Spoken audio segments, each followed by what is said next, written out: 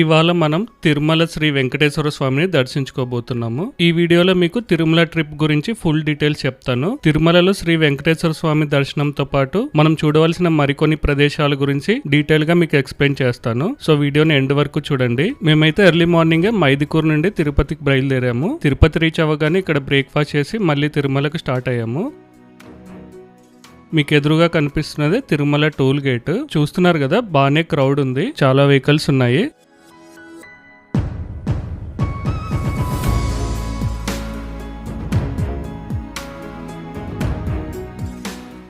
Maximum place అంతా 4 వీలర్సే ఉన్నాయి. Right side నుండి బస్సులు మాత్రమే అలో చేస్తారు. మనం ఈ టోల్ గేట్ దాటాలంటే మన వెహికల్లో ఉన్న ప్రతి ఒక్కరు బ్యాగ్స్ తీసుకొని ఆ టోల్ గేట్ దగ్గర ఉన్న సెక్యూరిటీ చెక్ లో మన లగేజ్ మొత్తం చూపించాల్సి ఉంటుంది.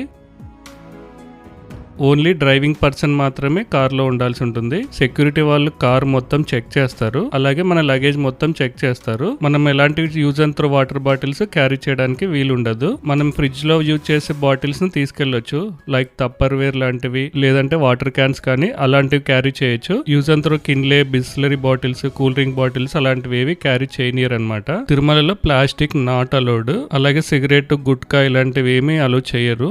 మొత్తం ఇక్కడ చెక్ చేసి బయట పడేస్తారు.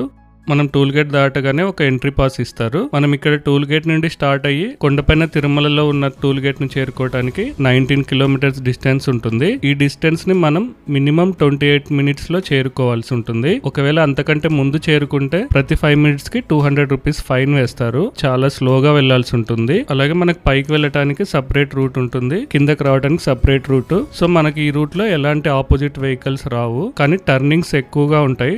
సో మీరు ఓవర్టేక్ చేయాలన్నా చాలా జాగ్రత్తగా చేయాల్సి ఉంటుంది. మీకు ఎంత వీలైతే అంత స్లోగా వెళ్ళటానికే ఈ టైం లిమిట్ పెట్టారనమాట. మీరు లేటుగా వెళ్ళినా పర్లేదు, కానీ త్వరగా వెళ్తే మాత్రం తప్పకుండా ఫైన్ పడుతుంది. సో మీరు పైకి వెళ్లే దారిలో అక్కడక్కడ కొన్ని వ్యూ పాయింట్స్ ఉంటాయి. మీకు వీలైతే దిగి ఫొటోస్ దిగొచ్చు. చాలా మంది ప్రైవేట్ ట్రావెల్స్ ఏం చేస్తారంటే చాలా స్పీడ్ గా వచ్చి ఆ ఫోటో పాయింట్స్ దగ్గర ఆపేసి అక్కడ ఒక 5-10 మినిట్స్ వేస్ట్ చేస్తారనమాట.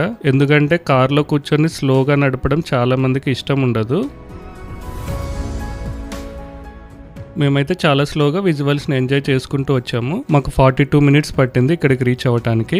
మాదేంటంటే L1 దర్శనము. సో మేము ఇక్కడ 12 లోపు మాకున్న ఫామ్ ని సబ్మిట్ చేయాలి. అప్పుడే మాకు రేపటికి ఎంట్రీ ఉంటుంది. ఒకవేళ 12 దాటిందంటే మాకు ఎల్లుండికి దర్శనానికి టైం ఇస్తారు. సో మేము కొండపైకి రీచ్ అయ్యేసరికి 11 అయింది. సో మేము డాక్యుమెంట్ సబ్మిట్ చేసి రూమ్ తీసుకొని అన్నప్రసాదానికి వచ్చాము.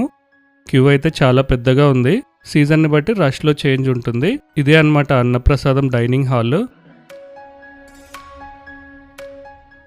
ఈ అన్నప్రసాదం టైమింగ్స్ వచ్చేసి మార్నింగ్ టిఫిన్